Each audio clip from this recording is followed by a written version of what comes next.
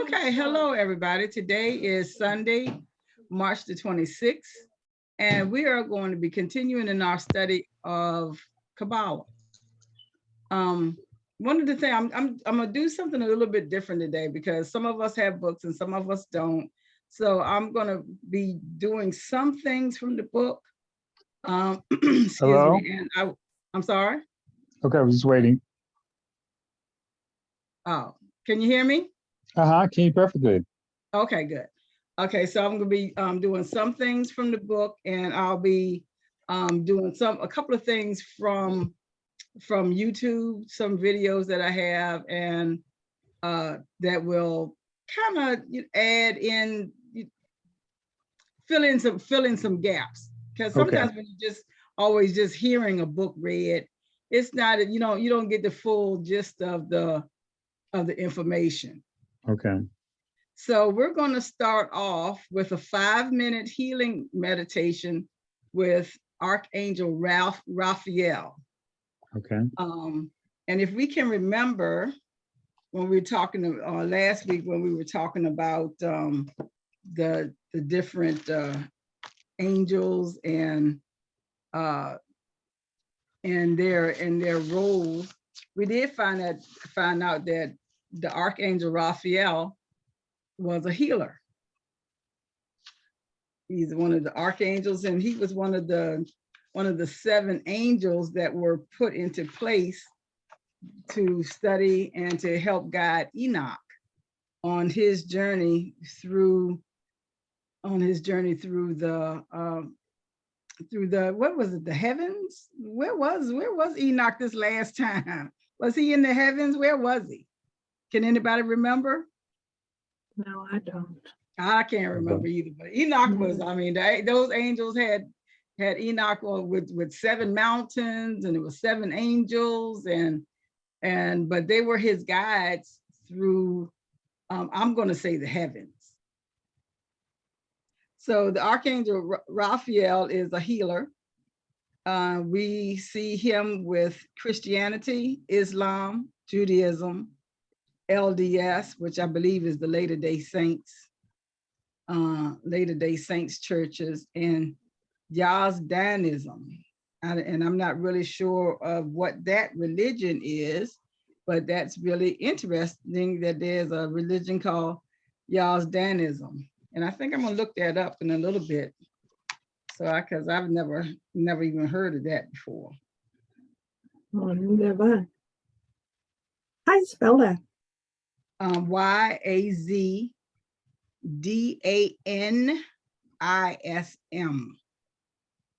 Yazdanism. One word or two? The A has a little like a little symbol over top of it.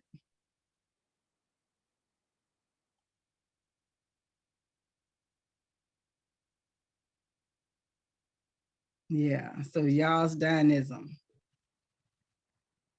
Okay, so also with Archangel Raphael, he's the leader of the virtues, and we'll be talking about them next week. We'll be talking about all the different, I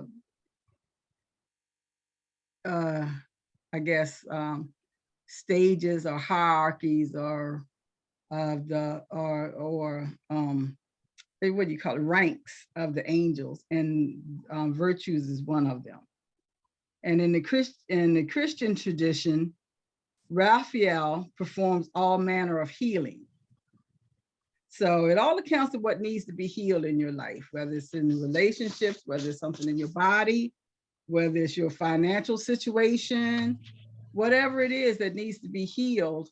We will use the energy of Raphael's healing energy to mend, either obliterate the problem, to build in, a consciousness of healing, that we are healed in whatever area that we might feel some lack or some dis-ease.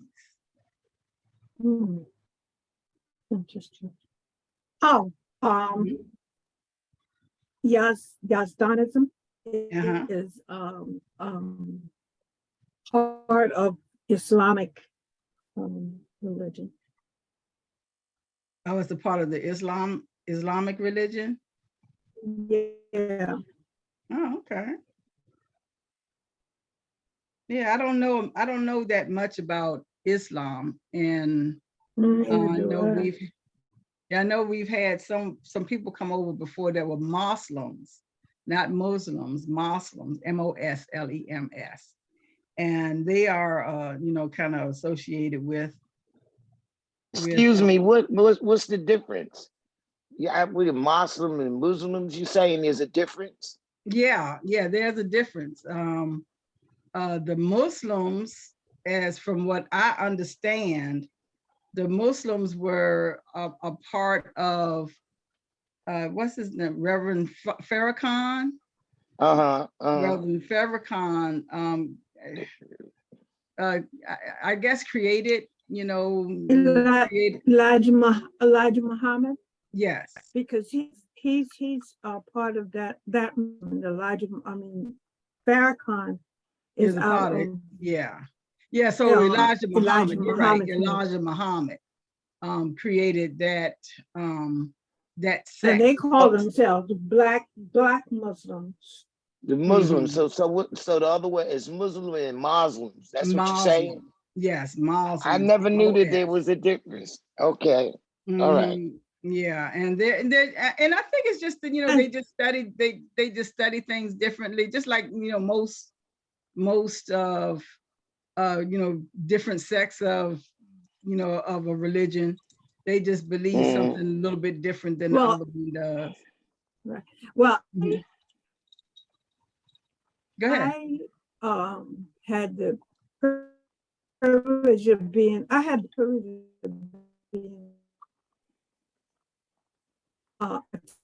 attending one of Elijah Muhammad's when I was in New York, and to me, his message was hatred, and that is what caused the breakup between him and can't think of his name now. The guy that was shot. Malcolm X. You're talking about Elijah Malcolm X. Yeah, so Malcolm X.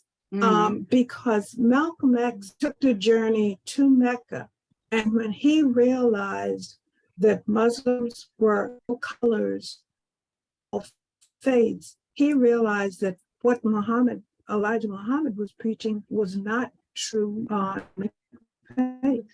And that was what caused the break. That was, I guess, the straw that broke the camel's back as far as the relationship between, because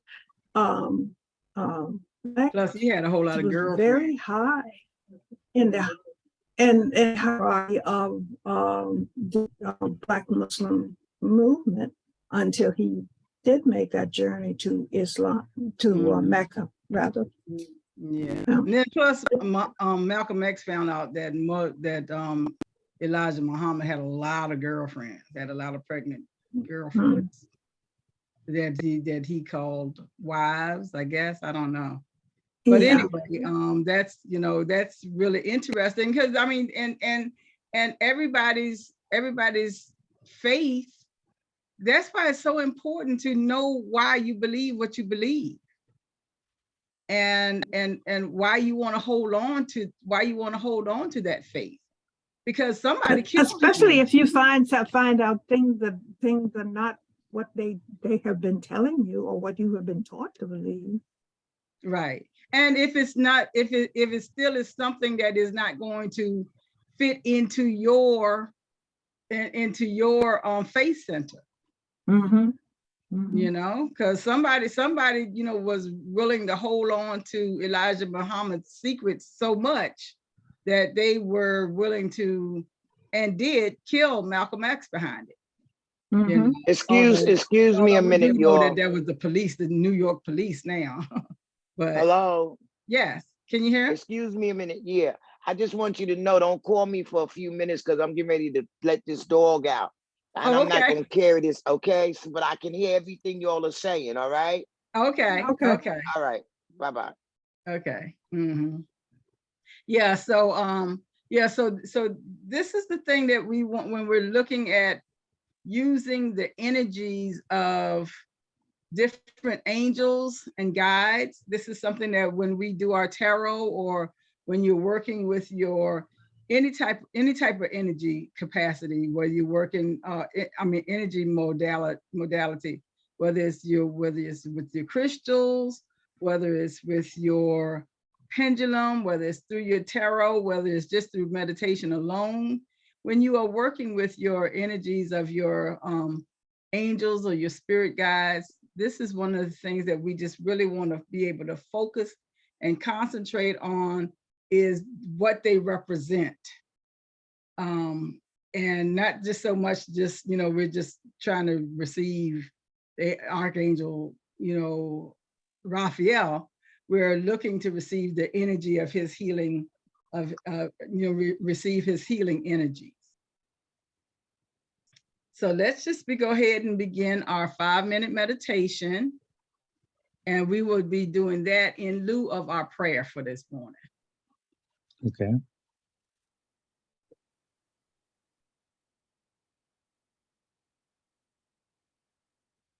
Hopefully Sleep Number smart sleepers get 28 minutes more restful sleep per night. Visit sleepnumber.com to shop now. Let's eat, y'all, y'all. Let's eat, y'all, y'all. Let's see if you can keep up with the beat, y'all, y'all. Take a seat, y'all, y'all. Time to yeah, skip that. I'm Sarah Hall, and this is a 5-minute meditation for healing with Archangel Raphael. In this meditation, you'll receive a fast and powerful infusion of healing energy to uplift your health and well-being. Make yourself comfortable in a quiet, relaxing space, and we will begin.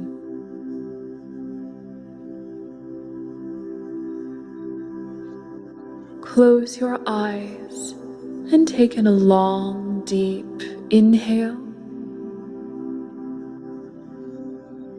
and exhale slowly as your body relaxes into the peace and safety of this present moment.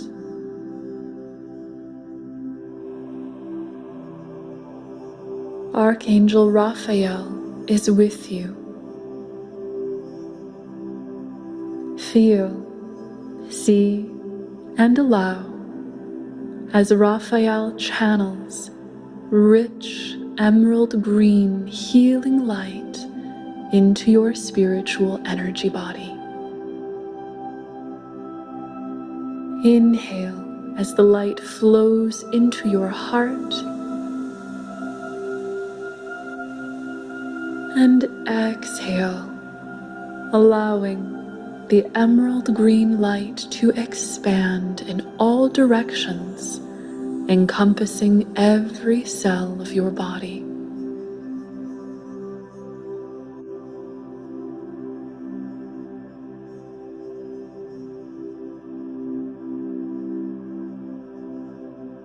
The emerald light gently begins to clear everything that does not serve your perfect health and well-being.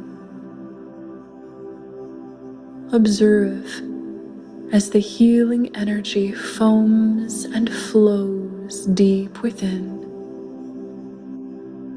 dissolving all that is not perfect health and peace.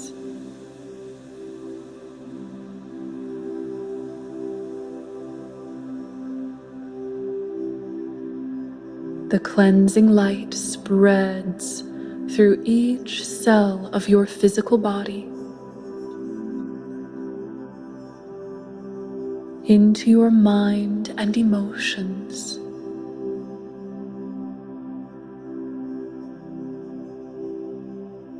and into your spiritual energy field.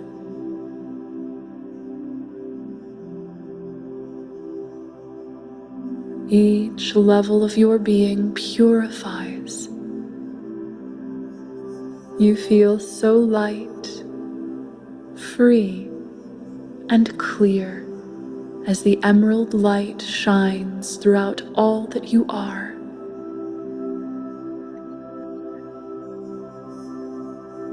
Archangel Raphael's healing light is powerfully nourishing. Take in a deep breath as Raphael channels exactly what you need most in this moment through the light.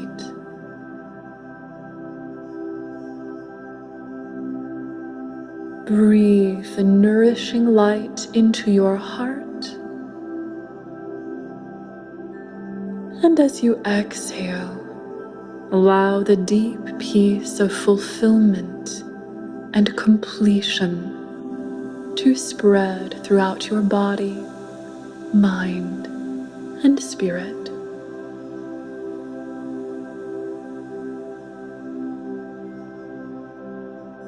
All is whole. All is health. All is held in a state of perfect harmony and peace. The emerald light now forms a beautiful sphere of protective energy around you. Within the emerald sphere, you are held in a sacred healing space. Within, there is only peace, well-being, and the constant flow of healing source energy.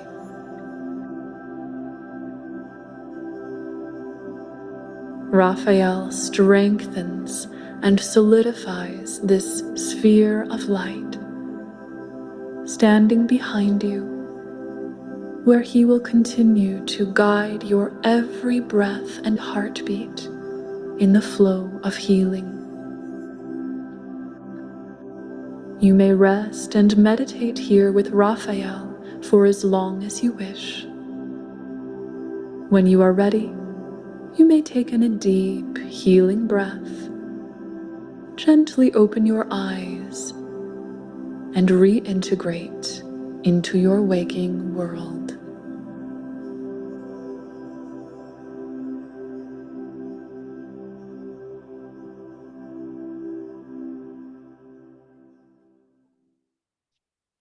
Web design, e-commerce, online advertising, SEO, and more. Web.com.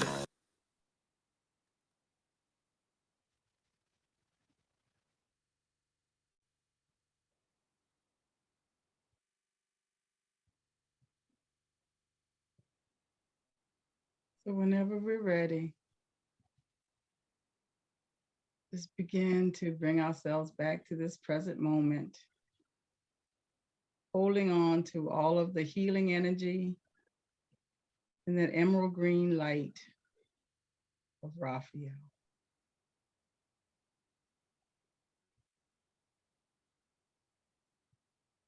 So does anyone have any comments that well, first of all, I just want to, let you all know where I got this meditation from. It's Sarah Hall.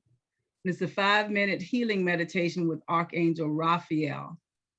I just found this recently, and this is something, so anytime you want to listen to or get involved in this a meditation that is where you can just sit back and be guided, like this guided meditation, just go to either her channel or one of the other YouTube channels of here.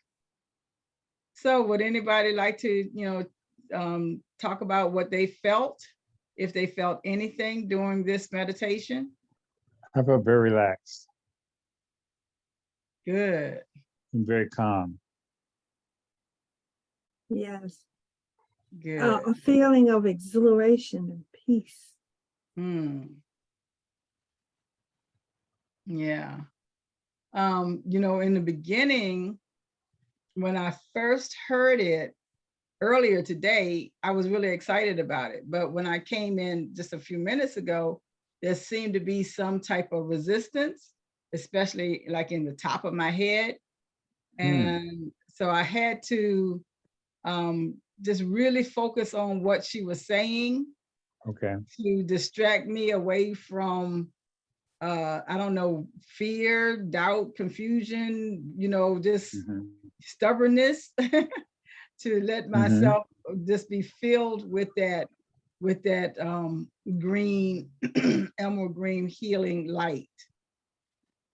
So, but once I let go, I felt much lighter, and this is something I would like to do on a pretty frequent basis, because I do want to raise the vibrations or raise the frequency that is in my body mass, so that my body can be light,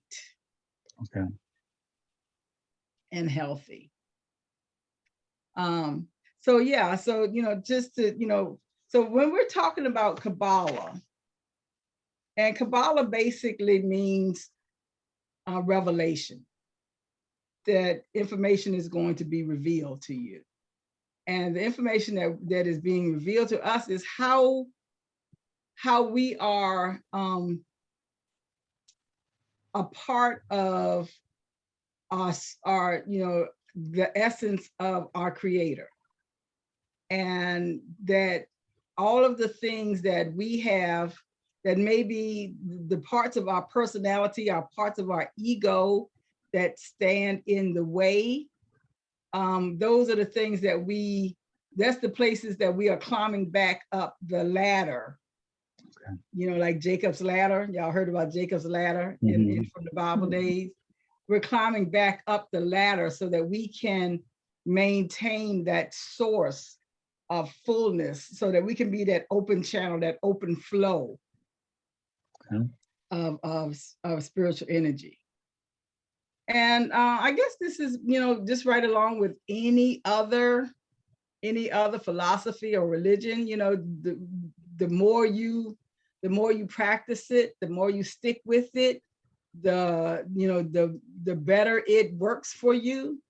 And so this is one of the same things. And one of the things that we had talked about earlier when we first started doing Kabbalah, was how the Essenes, and Jesus was, because he was from Nazareth, he was possibly in that religion of the Essenes.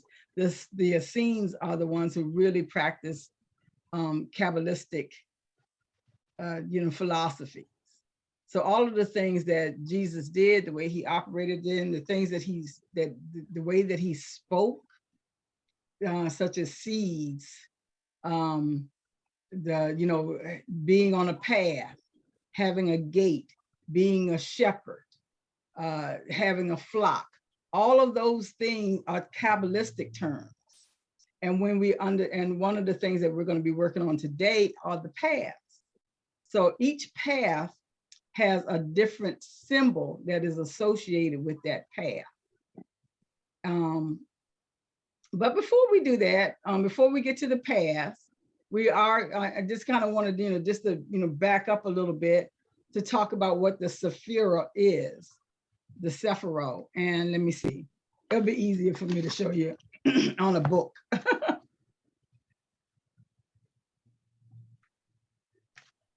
So I don't have I got my camera worked around. Can y'all see that? You can? Yeah. Okay. So that's the tree of life, or the Sephirah. The Sephirah are each one of the round circles. Every one of the round circles are the Sephirah. The lines in between the Sephirah are called the paths. So the Sephirah is like the gate. That gate opens you up to a different level of consciousness. This level of in this level of consciousness that we're going to be working in today, which is called Hod, H-O-D. I might be pronouncing it wrong, but I believe it is Hod. That is the realm that has to do with let me see. Hod is and see, I knew all of this morning. Hod is splendor or glory. So what do y'all, when we say splendor or we say glory, what do we think of as splendor? I think beautiful, Mm-hmm. light, what else? Light, beautiful, radiant. Mm-hmm. Mm-hmm. Yeah. All of the above. Great. What about you, Forrest? Well, I'm just here relaxing, taking Well, it all in. when you think of the word splendor or the word glory, what do those words mean to you? Perfect in alignment. Okay. Mm-hmm. Mhm. Yeah. Yeah. So when you think about even, beautiful, being in perfect alignment, all of those things that, that is what splendor is.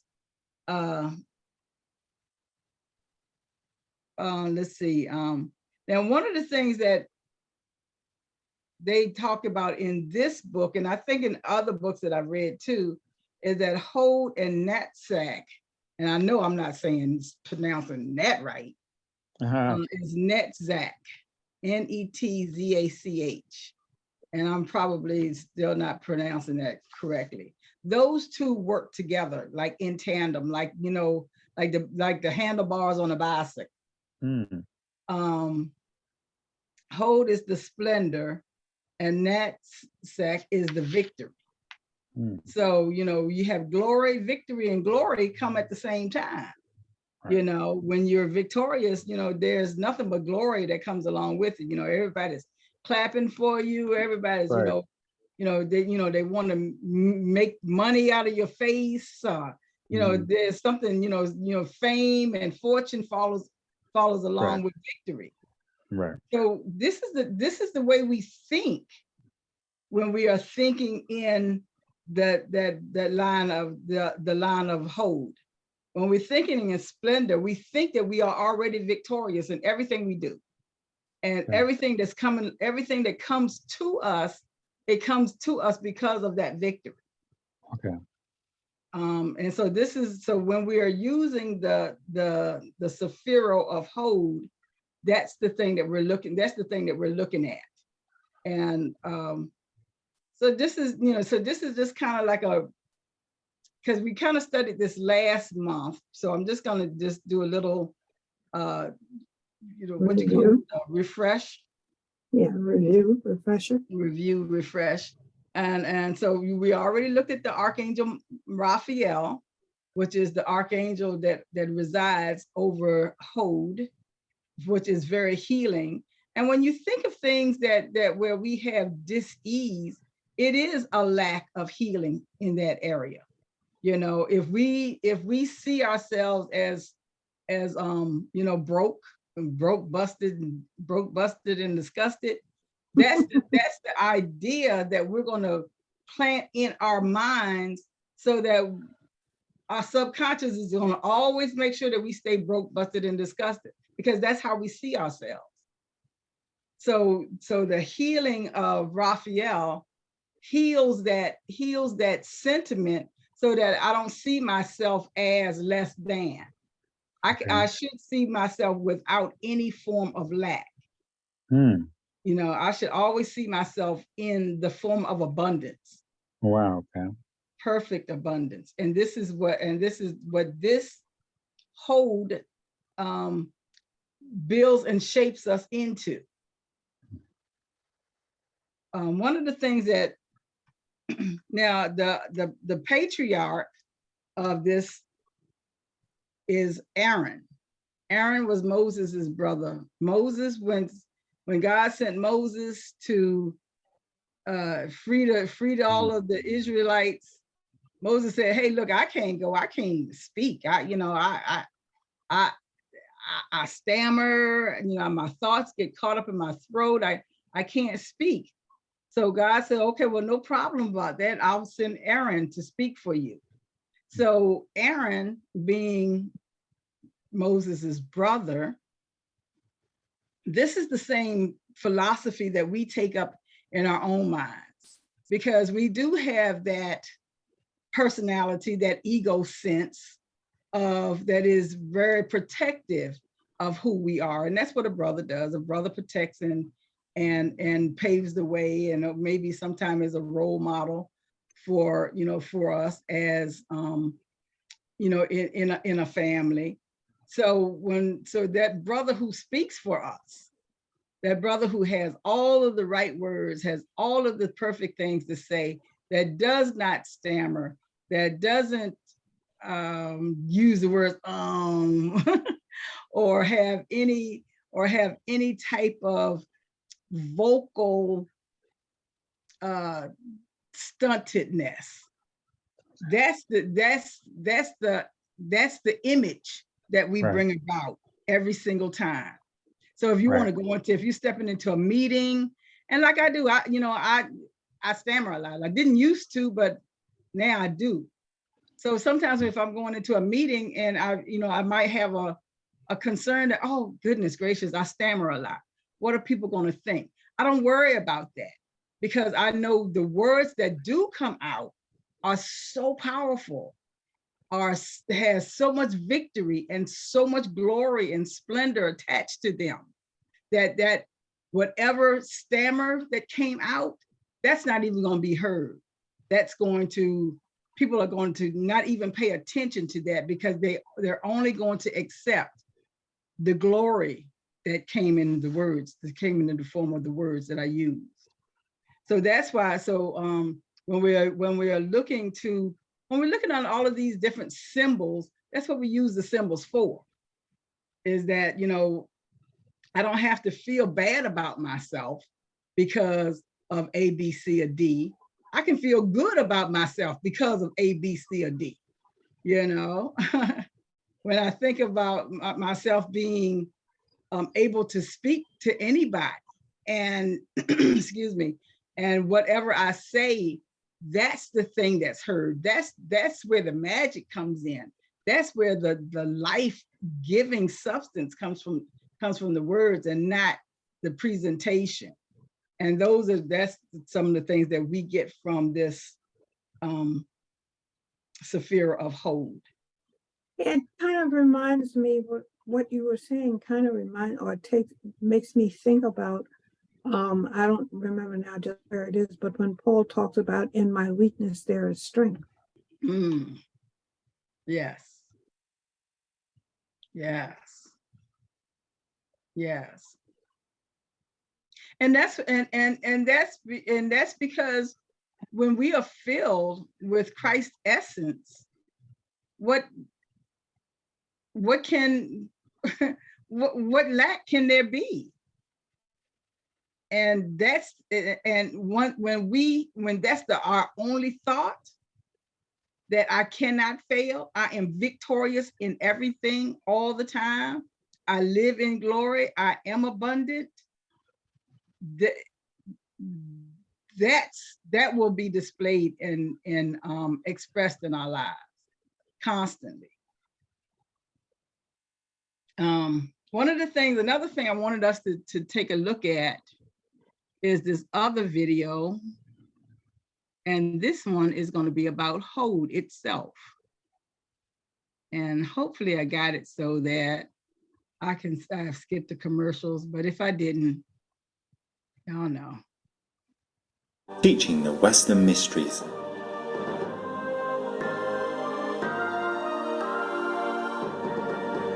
The Sephirot on the Tree of Life. Hod.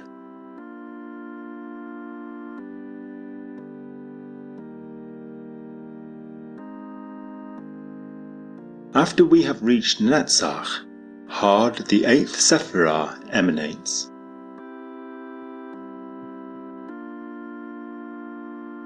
Hod means fame, glory, or splendor, because Hod gives a shape or form to the victory of Netzach.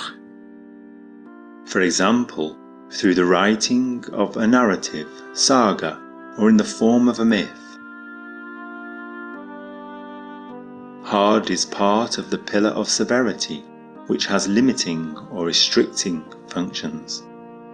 Hod like the Sephirah Netzach, is situated on the lower mental plane, which stands for thinking. Remember, Netzach represents the power aspect of the mental plane, while Hod represents the form aspect of the mental plane. Thus Hod is the logical, analytical aspect of thinking. To Hod belongs writing and language.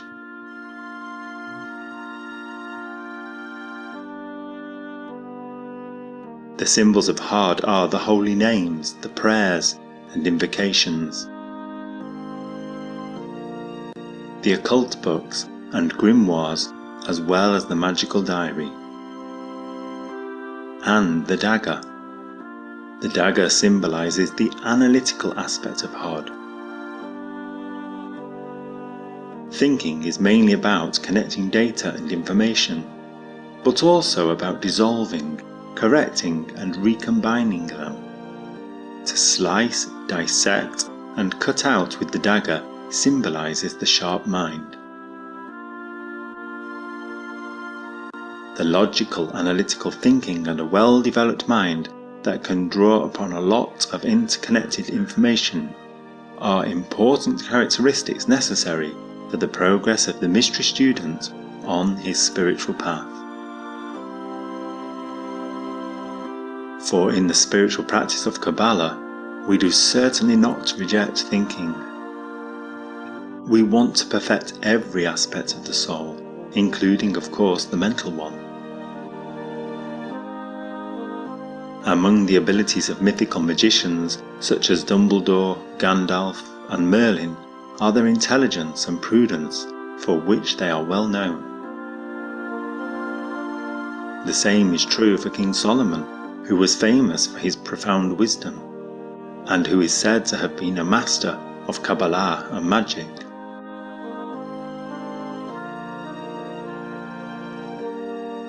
Also, the legendary Agrippa of Nettesheim was a polymath who was highly esteemed for his prudence. His extensive work on occult philosophy is still one of the most enriching sources for the student of the mysteries today.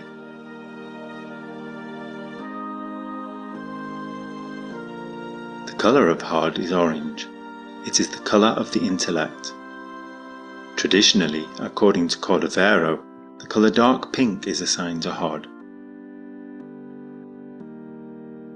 Like Netzach, Hod is associated with the lower form of prophecy. What is the role of Hod in conceiving higher concepts that lie beyond rational thinking? The following analogy shall illustrate this. If a two-dimensional drawing represents a three-dimensional object, we don't interpret the image as a two-dimensional arrangement of forms and surfaces, but as a representation of a three-dimensional object from a two-dimensional perspective. When we draw a dice, there are basically only 9 lines visible. And since we understand the concept of three-dimensionality, we automatically interpret the representation as a three-dimensional cube. The understanding of two-dimensional reality is a necessary prerequisite for understanding the third dimension. And likewise, mental training is the prerequisite to understand the spiritual level and to express it in symbols and concepts.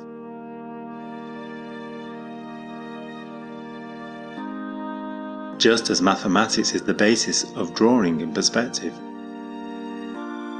the mental level is the basis for a spiritual expansion of consciousness.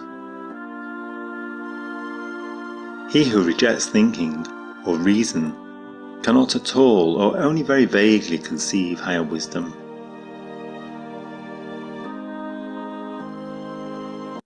The divine name of Hod is Elohim Tsevaot. It means God of the hosts. The archangel of Hod is Michael, whose name means who is like God. With this analytical battle cry, he put Samael and his followers in their place during their rebellion.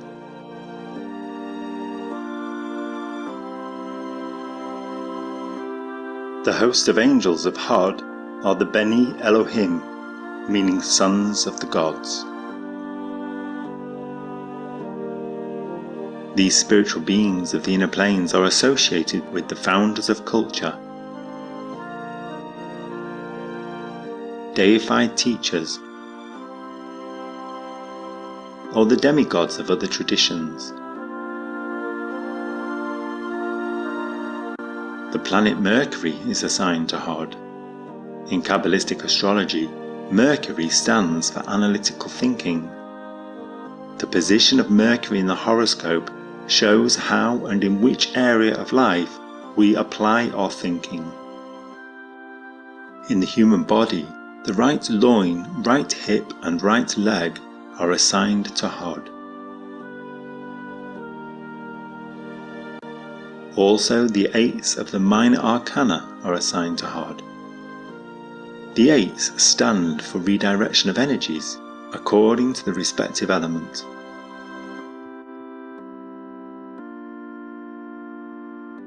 The virtues of Hod are honesty, veracity, and truthfulness, logical thinking, the power to make correct judgments and to argument, language, and communication skills, as well as the power of concentration. The vices of Hod are falsehood, dishonesty, and careless speech. The allegorical pictorial representation of Hod is the hermaphrodite. In Greek mythology, the son of Aphrodite, Netzach, and Hermes, Hod, Hermaphroditos, is united with the nymph Salmacis into a bisexual being.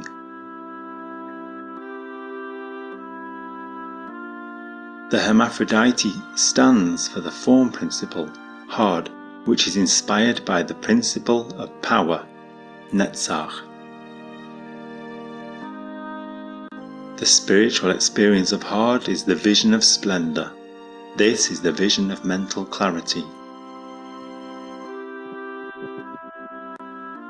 It is the vivid realization that we can rely on our logical thinking and that we can trust our own reasoning.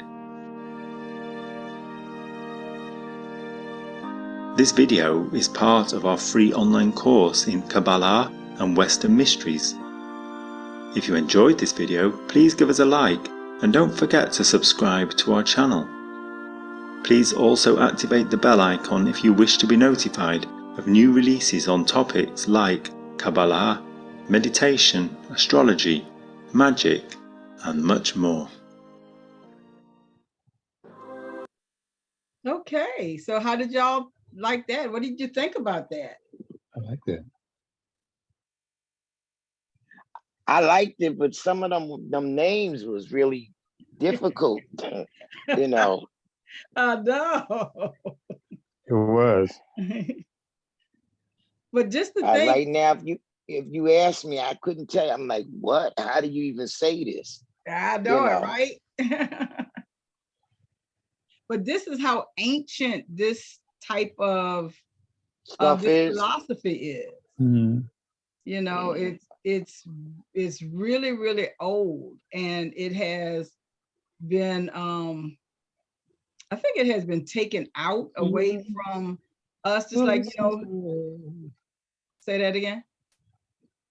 Okay. Oh, I thought somebody was was just saying. listening. Oh, okay. I thought somebody was saying something. But anyway, but when you think about all of the things that, many of the things that, you know, that I heard, and I know I'm gonna have to watch it again, is, you know, they were talking about how we were talking about the angels and that they were deified, they were, you know, deified humans. So we talking about the Nephilim. I'm gonna have to watch this again, because this it absolutely plays into some of the other things that we have been talking about recently in our studies. But I thought it was interesting when it talked about hermaphrodites. How you say that? Hermaphrodite? Hermaphrodites. I know that's not right. I know I'm not pronouncing it right. But anyway, that they were two levels. Is that two levels of sexuality, and created into one?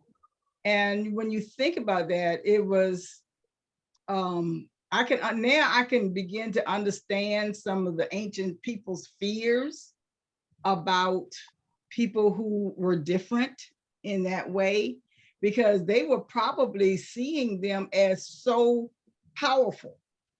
You know, they were probably seeing them as these, you know, Nephilim, you know, that this could only happen because of something like that, as opposed to, you know, what's the physiology.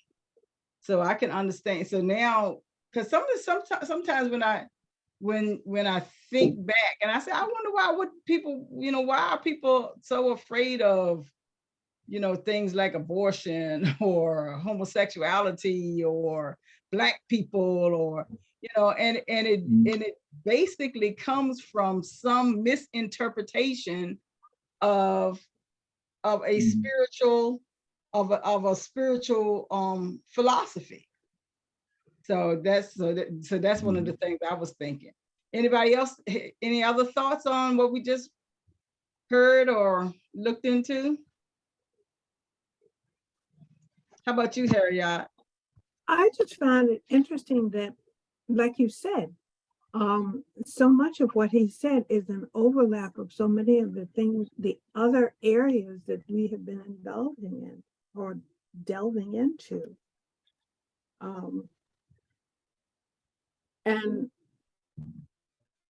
the one thing that struck me was how he talked about, and I don't remember now exactly how he phrased it, but he was talking about the ability to reason and all. And in reading the book, that is kind of brought out. You know, when they talk about, you know, the ability to use math and, you know, anything where you have to think and reason something out, or, you know, where logical thinking, I guess, is involved. And problem solving.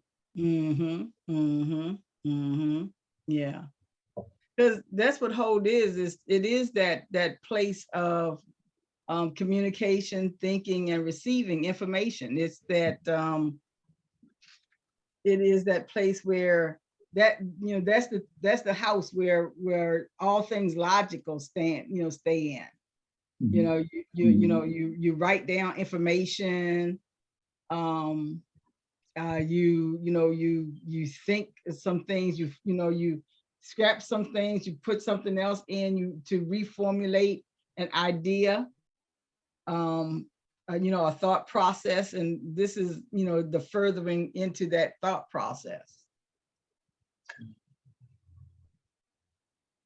And like I said, I really wanted today, because we mostly have talked about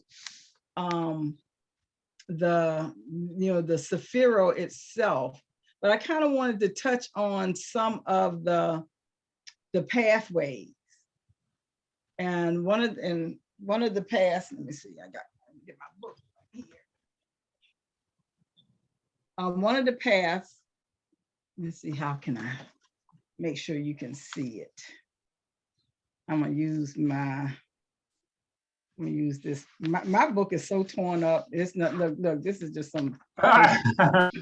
This was some work. That means you've been reading a lot. I know, I'm gonna need a new one, right? Okay, so Don't keep the same one.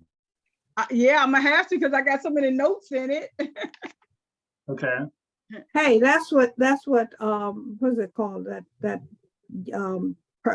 pearl-like tape. Oh shoot. The pearl-like tape that you use to hold things together. Oh yeah, what you call it? Duct tape. Duct tape, that's right. Yeah. Yeah. That's what duct tape is for. But anyway, right here, I don't know if you can see it. Can you see that little line right there? Can you see this little line right there at the bottom? I don't know if you can or not. Because, well, I don't need this anymore. I'm gonna stop share. There we go. Oh, there you go. There we go. So, okay, see, there's this little line right here.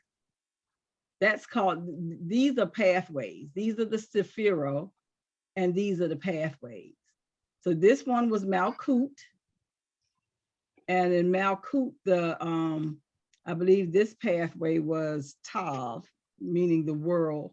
And each of these are tarot cards. Each of these 22 things, these 22 lines right here are tarot cards. They correspond to a tarot card. So does that refer to the major arcana or the major? minor? Yes, the major arcana. Mm-hmm. Yes. So all of the, because all of this is everything that we're working with. We're working in our spiritual realm here. And even though we're working with, some types of physicality like kingdom and foundation, we are definitely still working with, we are creating as the creator creates. And so, like one of the things that he had mentioned in his video was how Solomon was, was one of the greatest Kabbalists. And, it was mentioned that he had made a golem. A golem is like a person. You created a human being person type of thing. It doesn't have thoughts. It just completely does your will. And so that he had created, and they said that he had created these golems to build a temple. So I don't know how much of that is fact, but that's still, interesting that this is what we can do. We can use all of these principles to actually create a person, if we are so inclined. But anyway, on this pathway right here, which is Lamed, and it's L-A-M-E-D, L-A-M-E-D. This path right here. And okay, yeah. And that path, Lamed it talks about teaching and learning. That yes, we're teachers and we're learners at the same time. And that this is what that path represents. Because remember, the path of Hold has to do with communication, thinking, writing, logical, critical thinking. So on that pathway leading up, you need to be both a learner and a teacher, and be open to learning and teaching. And this is one of the things that we talk about often. This is being a metaphysician, but here at Inner Haven, we're both teachers and learners at the same time. Let's see, the sign of Lamed is an ox goad. An ox goad is a curved stick used to prod cattle or oxen.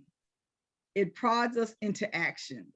So, now I'm thinking about what Joanne was saying earlier when she first came in. She was saying that she was procrastinating about packing her clothes. So she gave herself a little ox node, ox goad.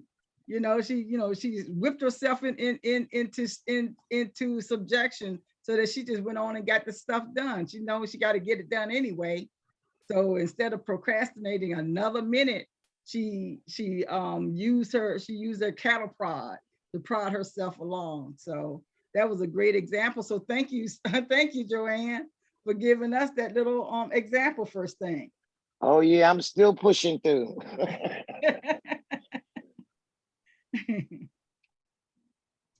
So yeah, so yes, that's part. So that's part of the path. Let's see. What else is okay? Okay, to enter the path of knowledge that comes from the heart, learning and teaching stimulating healthy cognitive faculties and abilities that prod us into action. We meditate on the letter Lamed. So what this is saying is that we learn and teach from the heart. My heart is really open to understanding some new information.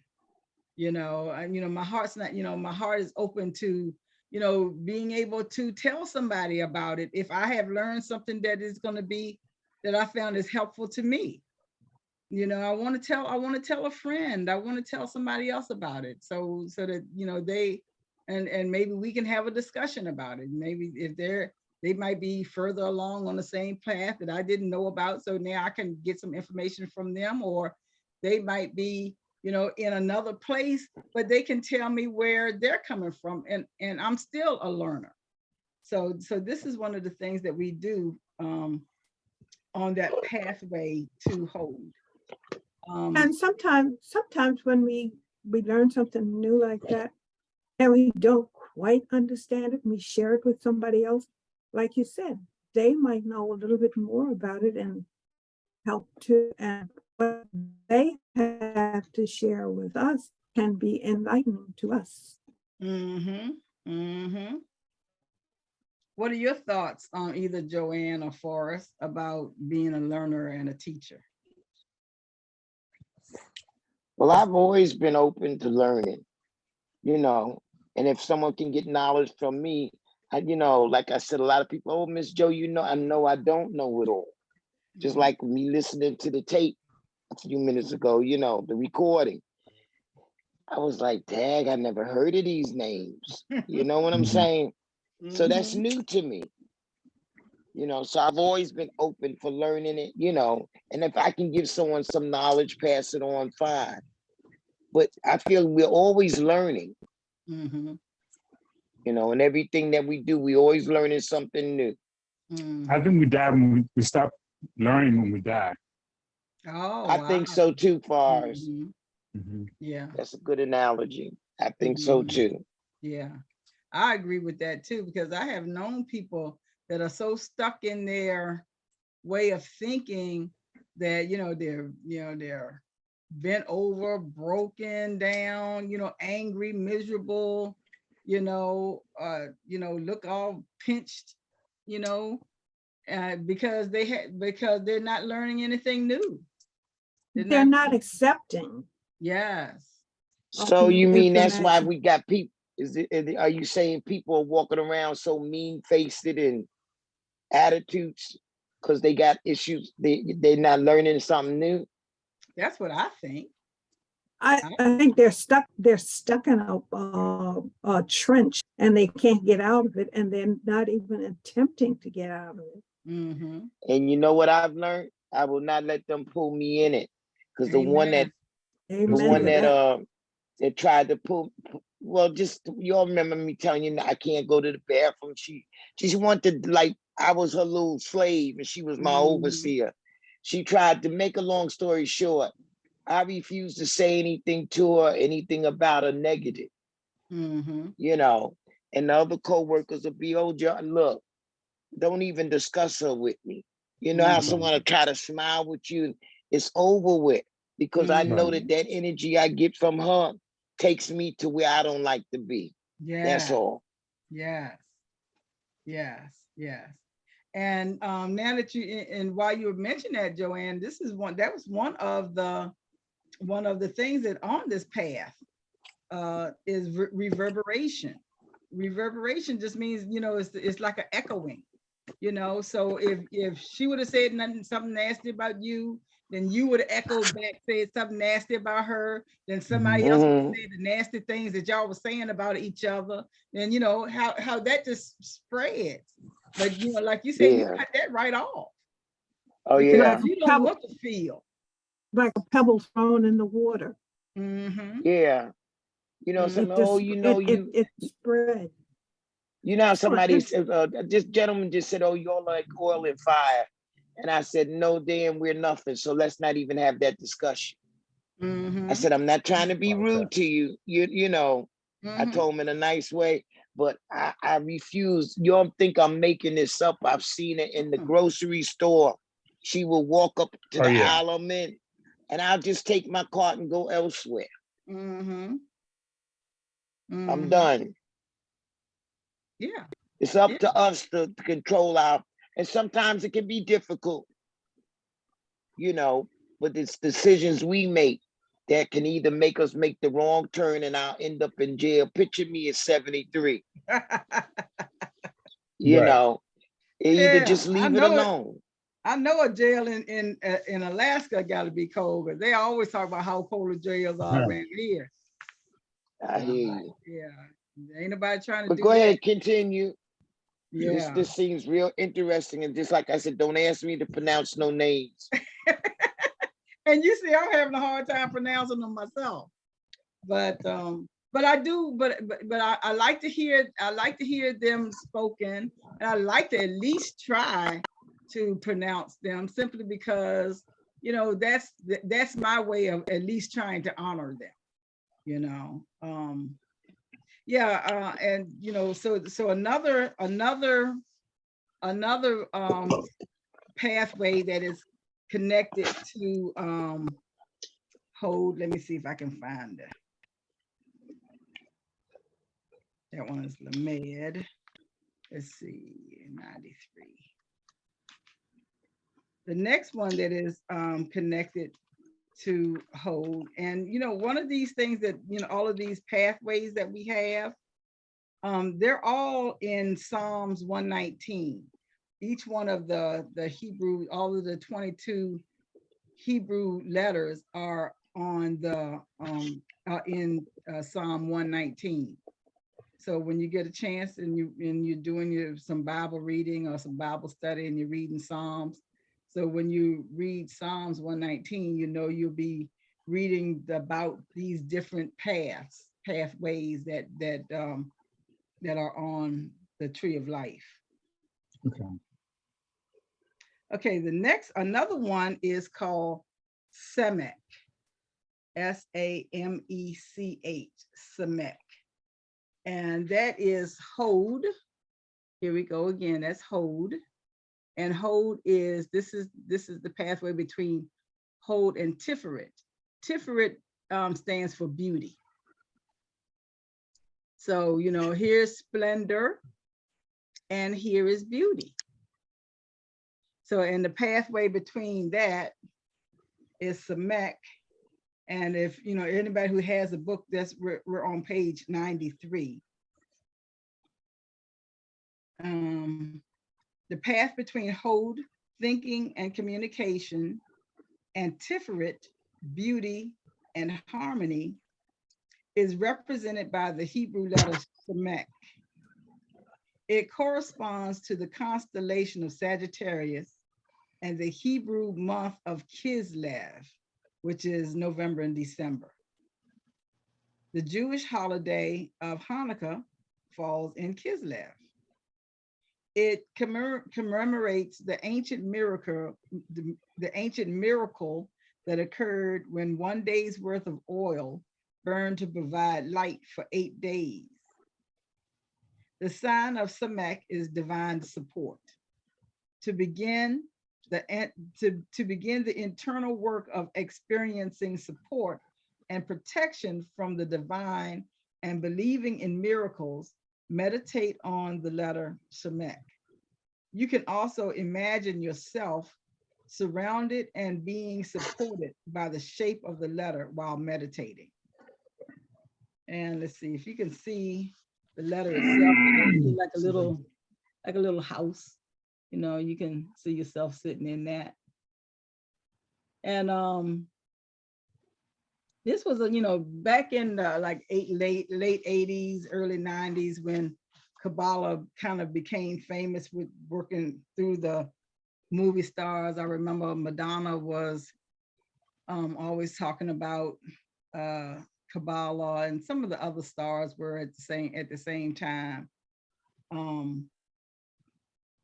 One of the things that was given out was this book called 72 Names of God. And the way that the book is designed is that you can look at each letter and and each letter constitutes a attribute of the divine. So, you know, like if you're working with the letter Shemek, Semek, and you know, you just want to have divine support, then that's when you when you imagine yourself meditating on that. And if you need to believe in miracles, I know this is something that even while I'm working in a Course in Miracles, I'm still seeing that I have this perception that miracles are special. Miracles only happen to special people at special times, you know. So, you know, so I still have to learn how to believe that, first of all, I am a miracle. The miracle is in me. So I'm still learning how to turn away from the only concept that somebody special has to work the miracle. The miracle has to come from Jesus or Mary, or I gotta pray to this saint to do this, to make this happen. I can't expect a miracle to come through me. All of those are things that I can use the pathway of Samek to help me get more centered in my belief, in changing my mind. Because that's one of the main things that we have to do first of all, as Christians, or in any type of spirituality that we want to pursue. We have to change, we have to renew our minds. We have to, start thinking a different way. Mm-hmm. We can't stay thinking the old way that we used to think. We have to change our way of thinking. You about to say something for us? No, I wasn't. Oh, okay. That's so very true. Change an old attitude into a new, you know what I'm saying? I like that. Mm-hmm. And that takes work, because we have to consciously. Yes, it do. We have to consciously remind ourselves, hey, what I learned back here it ain't necessarily so, because what I'm learning now, here and now, to me makes more sense than what I learned back then. And what I learned back then probably had me stuck in a trench. And, I want to work my way out of that trench.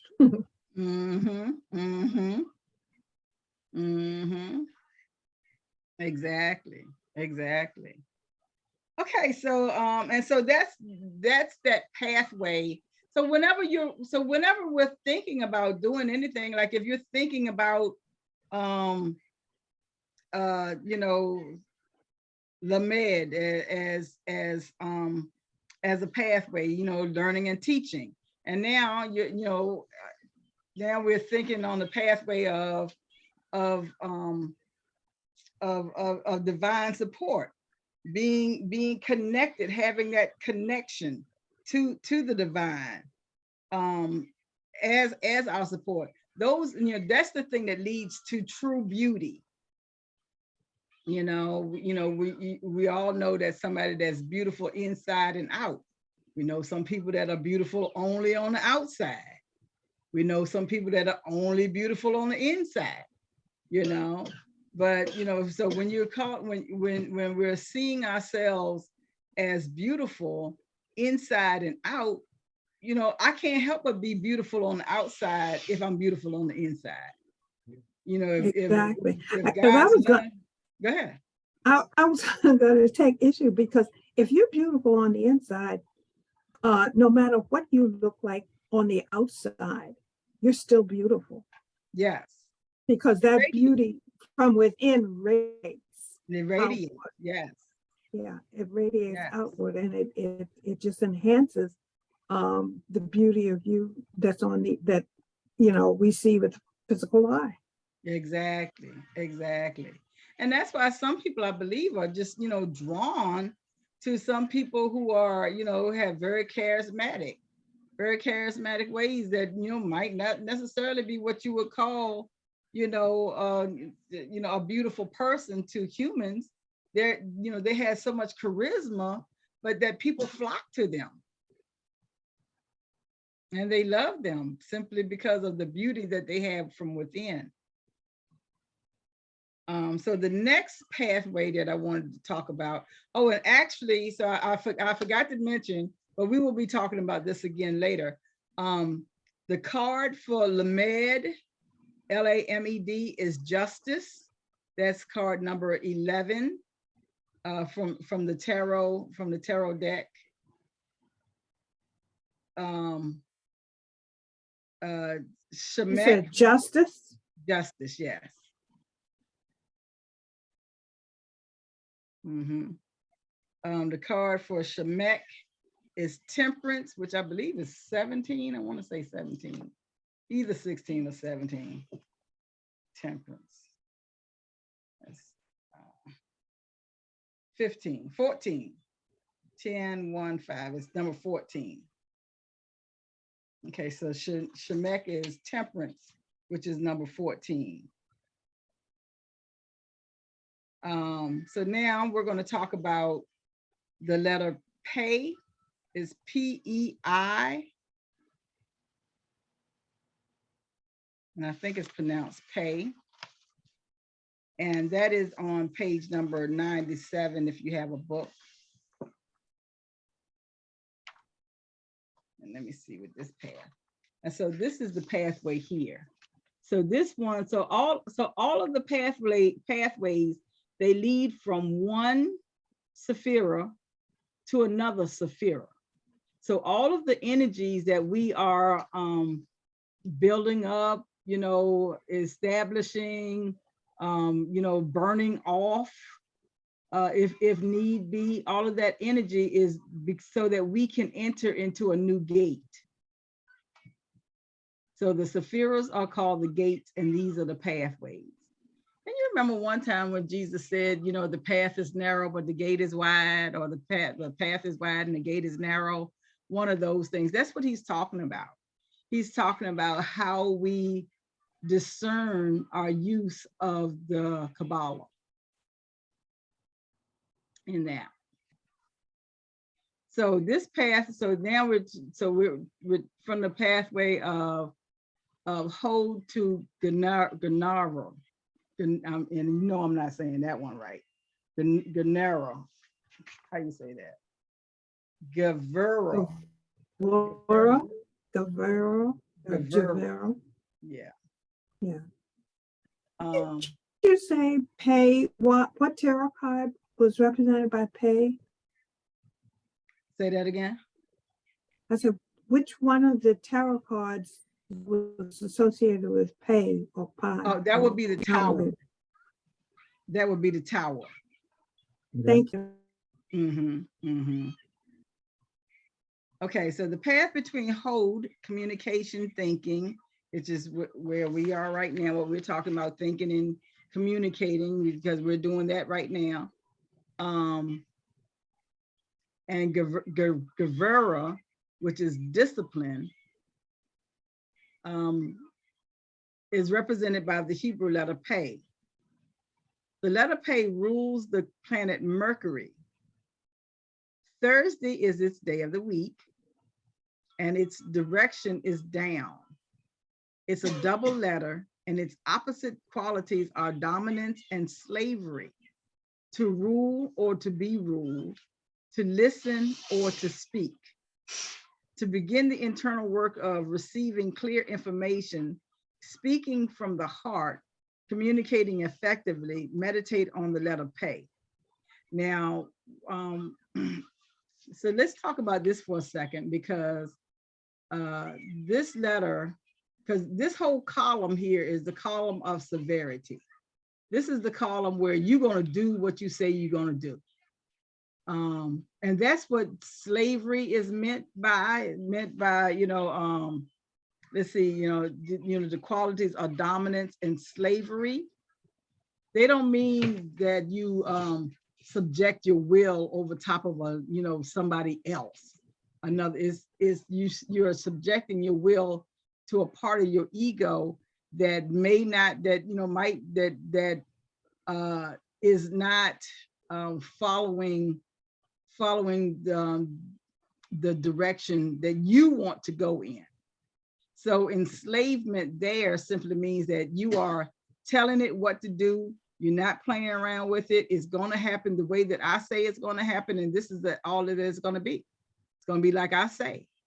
You know, I have the dominance, I have control, and you have to do what I say do. So it's like, you know, if I want to pick up this bottle of lotion right here, and I'm saying to myself, I want to pick up this bottle of lotion, but my hand is saying, nope, I'm not going to pick up the bottle of lotion. I'm going to leave the bottle of lotion right there. My hand is enslaved to the ideas of my mind.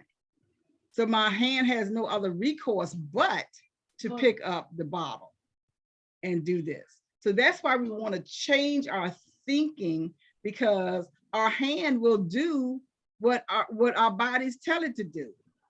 If our bodies are telling our hand to pick up this crack pipe, our hand is going to pick up this crack pipe.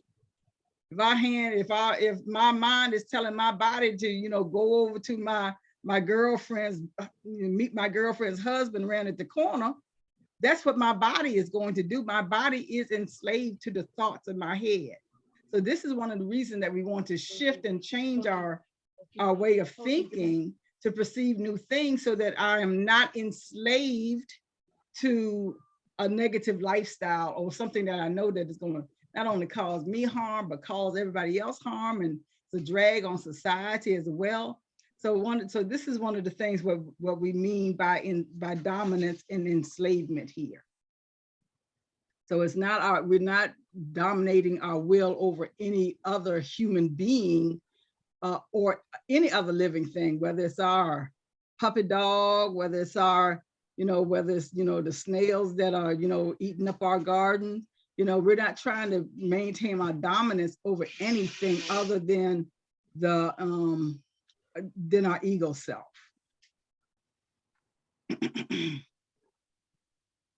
So any thoughts there?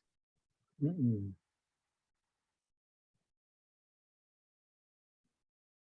Okay, so yeah, so when we think about that, we are always that we have this control over ourselves. You know, that's why people say, you know, well, the devil made me do it, or or, you know, your parents used to ask, well, if they jump off the cliff, are you going to jump off the cliff too? You know, so those are the things that we know that we, you know, that we take control over our own self and our emotion, and we can use the pathway of pay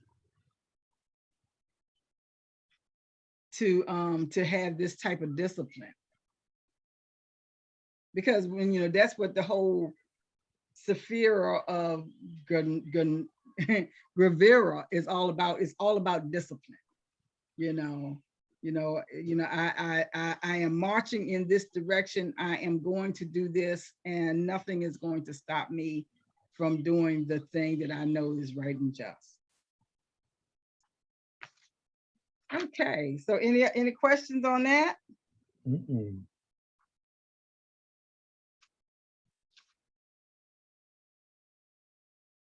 So the next one is the next pathway, and y'all can see that this is one of my favorite ones. I done marked this all the way up. The next one is mem. And if you can see this one, it's the complete line between hold and net sack. And remember when we first started talking, I said, you know, hold and net sack, they're kind of like, you know, like the axis. of a wheel. You know, they're like those handlebars of a bicycle. You know, they have to maintain centeredness. They have to be in the center. You know, if I'm going, unless I want to go to the right, or if I want to go to the left, you know, but I have to maintain that control of steering it directly. Now, for Mem, the tarot card for that is the Hangman.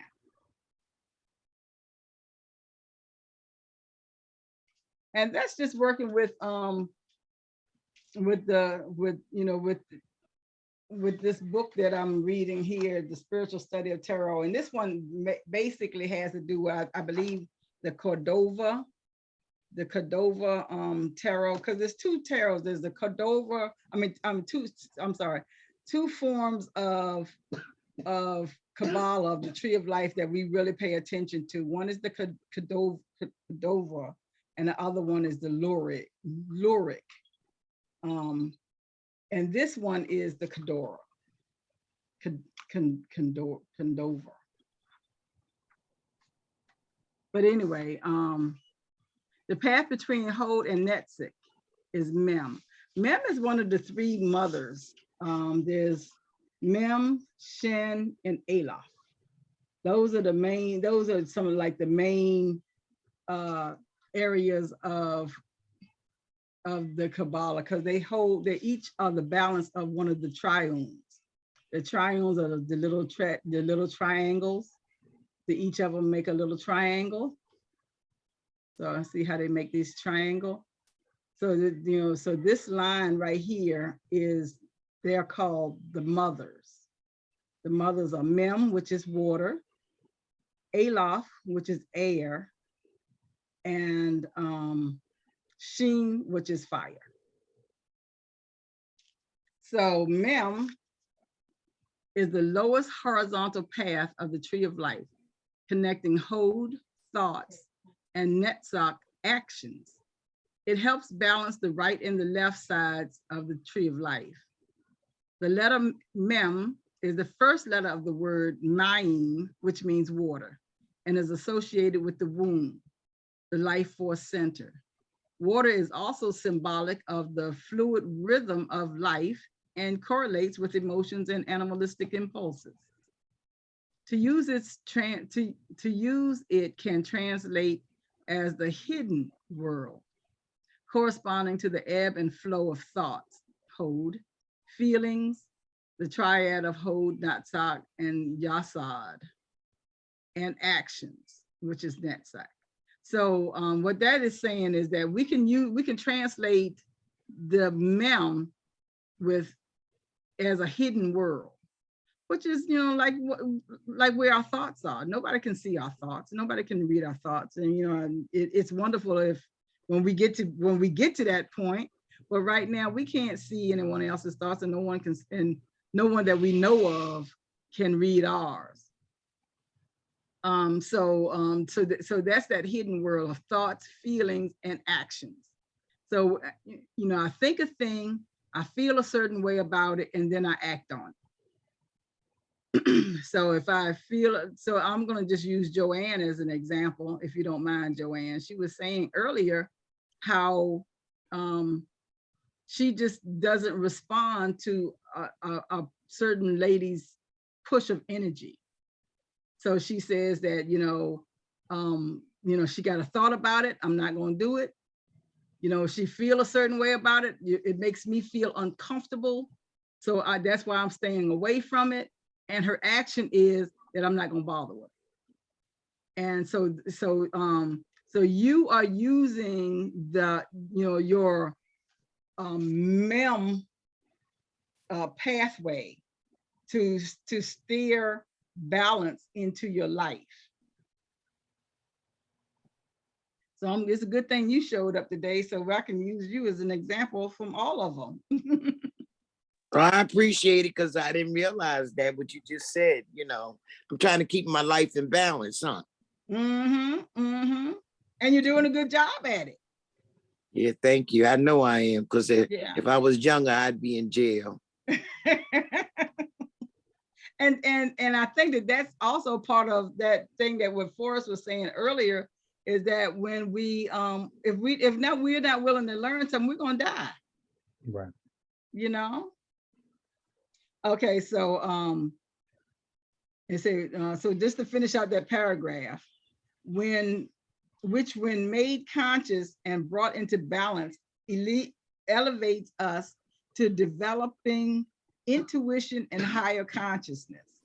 And that makes a lot of sense to me, is that when I'm really focused on what it is that I feel that spirit is telling me on the inside, I do have an intuition about a thing or a certain situation or circumstance, or I have an intuition about it. I feel something about it, and if it's something that I know I'm gonna have to go into anyway, I know I'm going into it prepared, because I already have some feelings about it.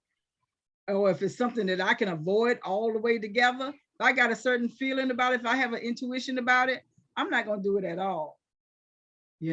So that's one of the things that I'm seeing with understanding where I am in my spiritual life now, and that I am developing intuition.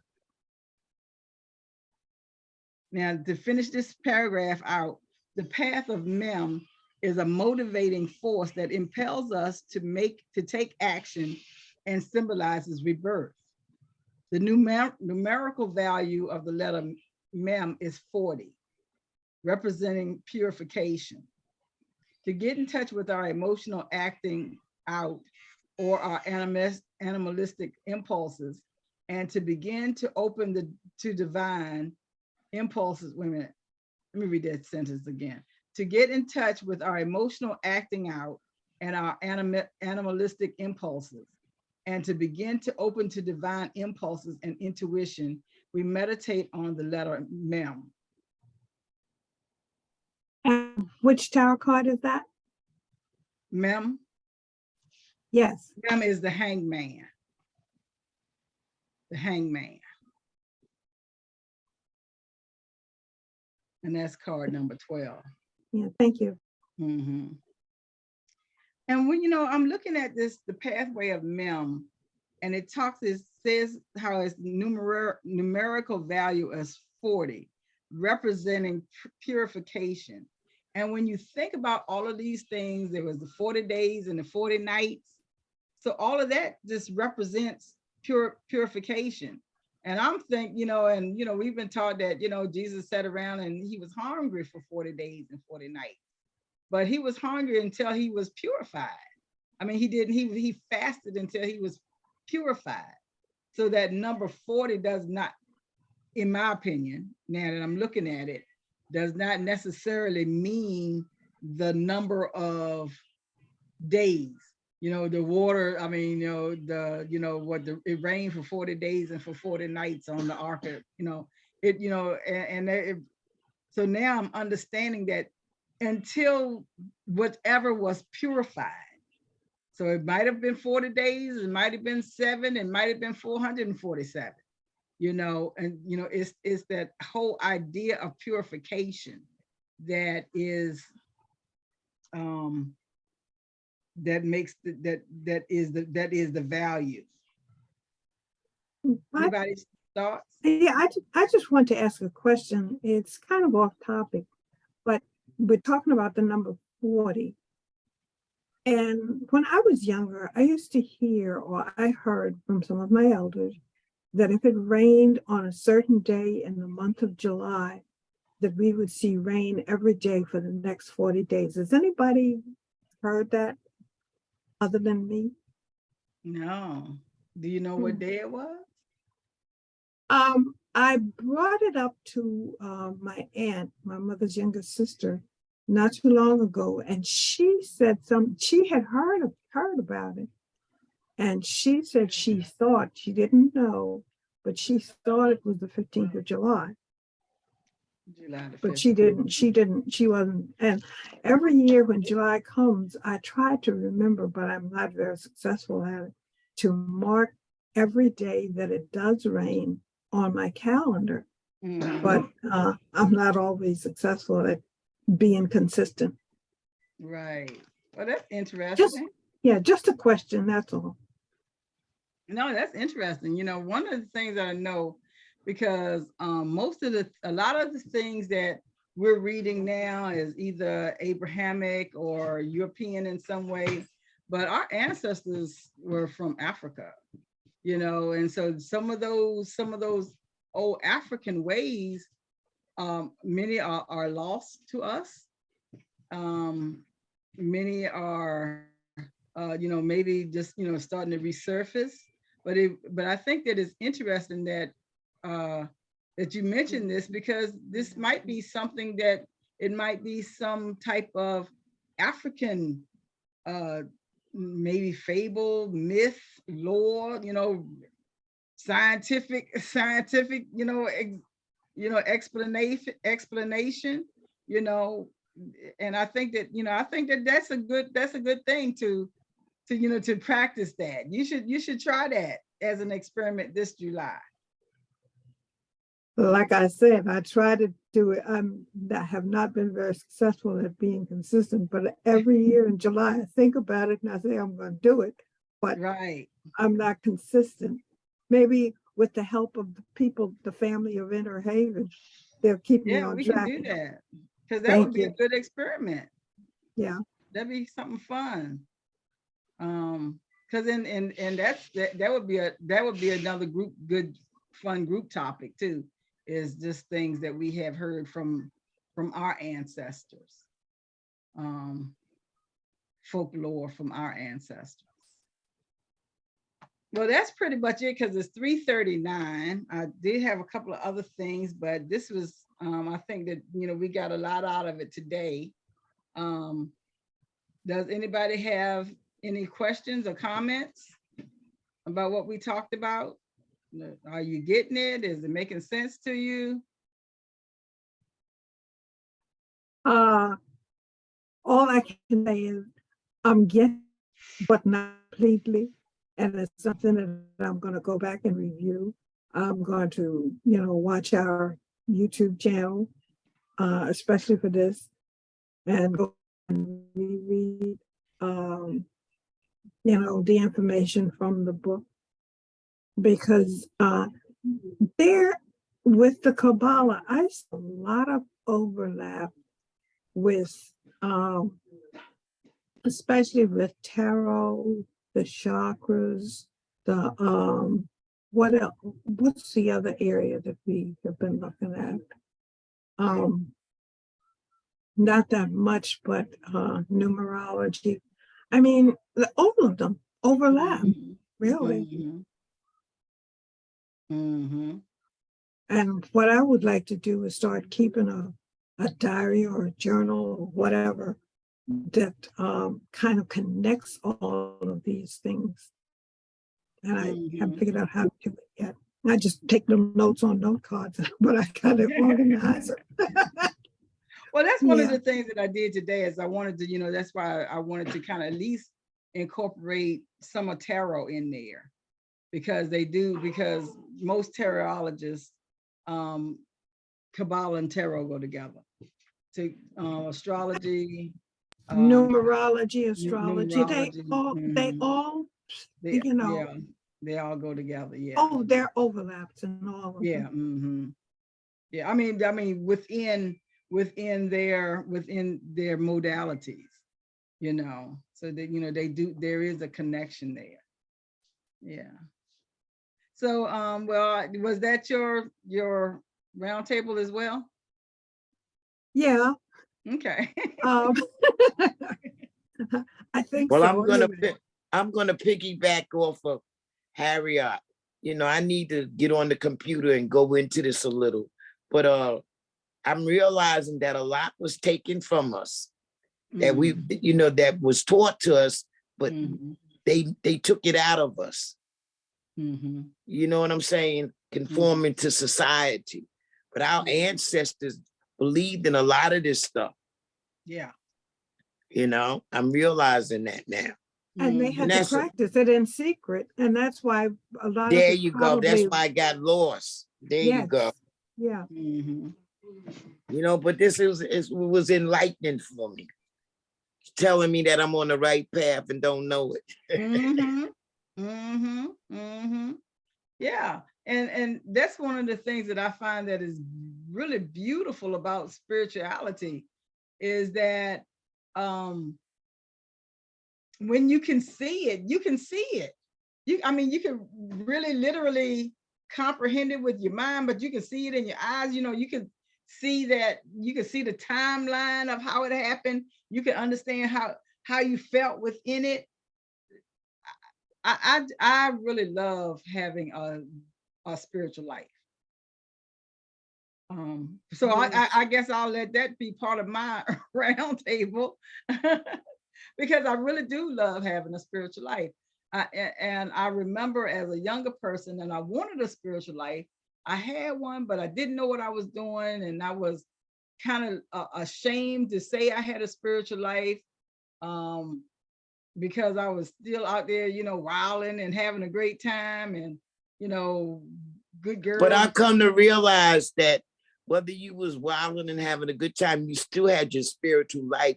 You just wasn't using it. I wasn't using it. That's all. Property. Yes, exactly.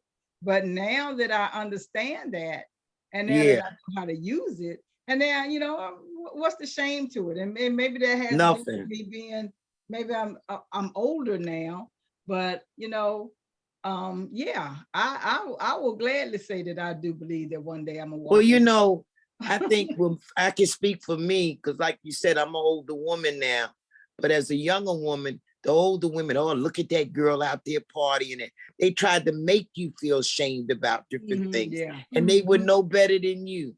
Exactly. Exactly. You know what I'm saying? Do you know those experiences? I mean, we look back now and, you know, maybe consider them being wild and all like that. But those those experiences that we had as younger women and girls, they were lessons that we have carried with us. There to you help go. us, and you know, to teach and inform the next generation. Yes. Yeah. And that's why I don't believe in secrets. Oh, don't say nothing. No, secrets fester and creates problems. Yeah, they do. Yeah, they do. And can't. Yeah. Yeah, they do. You know what I'm saying? Yeah. But that's why I don't knock, you know, I've seen different things and I tell them the correct way. Hey, if I was you, I wouldn't do this or that. I'm talking about a younger woman if I run into. You know what I'm saying? But as far as trying to knock them, no, because I've been knocked. You know what I'm saying? I refuse to, you know, and I with my daughters and granddaughters know that that's not the way. That's that, throw that old way of thinking out the door, honey. Right, exactly. You know, really, I'm not perfect. I'm still molding, you know, I'm still a piece of clay he working on, you know, but I really try to be positive in all aspects of my life. And yeah, you know, yes. You know, as far as dealing with people in general, but more so the younger Black women. If I can give them some positive input, I do. And not just young women, but even girls, young girls. And when I say young girls, I mean beginning at the age of about 2 or 3 when they begin to comprehend and understand. Because I've heard adults and sometimes within the family that direct line, like grandmothers and mothers, tell their children, oh, you're bad. And to me, that is not a good thing. I mean, you tell the child, yes, what you did was not good, was bad, but I still love you and you are a good person. You just sometimes do bad things, but you're not bad. Oh man, you know, but why I think I really love getting with you women is that I didn't have any sisters, y'all. It was just me and my brother, to make a long story short, okay? And from the time I could think, all I ever heard was, I never wanted you. I used to jump down steps to get rid of you, you know, and I don't care what anybody says, y'all. I'm not saying that, see, I'm letting y'all into another little piece of me, right? It stays with you the rest of your life. And when those thoughts come up, I'll be like, oh God, I don't want to think about this today. It's like a peace that'll come over me. I'm learning to counteract it instead of sitting down like I used to do and cry about it. Good for you. You know what I'm saying? Because you know, my trust for women used to be very limited. You know, where I was considered stuck up when I was younger, that wasn't it. They didn't know what I dealt with. Do you understand what I'm saying? Yes. You know, I don't know how, you know, to hear you talk about your mother's love. I think I've heard you talk about it, Penelope. To me, that's an awesome thing. But then I look back and I just don't be sad about it. You know, it still bothers me. But I thank God placed different women in my life to guide me, to help me navigate in this world. Well, you know, Joanne, like I said earlier, experiences like that teach us to better cope and be better persons as we grow older. And what you were just saying just reminded me of a young woman. She's a relative, cousin, distant cousin, and she has 4 children. No 2 by the same father. And she, after having these 4 children, she decided she was a homosexual, or she was lesbian. And she moved in with this other woman. And the other woman, and information that I've gotten secondhand from her step grandmother, she told her step grandmother that she was told by her then partner, that she didn't know how to love. And in turn, because she didn't know how to love, she didn't know how to give love to her children. And she has only been involved for any length of time with her youngest child. And now he has moved out of the house and he's living with his great grandmother, who is not even his blood relative. But she's coming around. I see her slowly but surely coming around. Well, and I appreciate you telling me that, but this is what I thank God for, y'all. You know, because I've made my amends to my children. I'm gonna just say this, telling them, hey, forgive me if I did this way or that way. I didn't know any better. Okay, but what I'm saying is, I thank God that He didn't put a bitter heart in me. Because really, I'm a lovable person. I'd rather give love. That's all I got to say. I thank God that I didn't turn out like my mother. Right. You know. And your mother probably didn't know how to love. That's why she didn't show you the love that you desired. My mother was a narcissist. That's all I'm going to say about that. When I look at it and I analyze things now, you know, and I love her. I want to be clear about that. And that's beautiful. Because she gave me life. But, you know, I know that if I can't say something good about a person, or if I don't like a person, I learned that I can still respect them, but keep my distance. Exactly. It's what you call loving at a distance. but that's just simply love. That's what love is. You know, when we are in love, we don't have to qualify it. We don't have to label it. We don't have to judge it. We don't have to, measure it. It just simply is love. And you know, that's one of the things that I do appreciate that comes from you ladies and the gentlemen that are also here. That, you know, we are learning how to express only in love.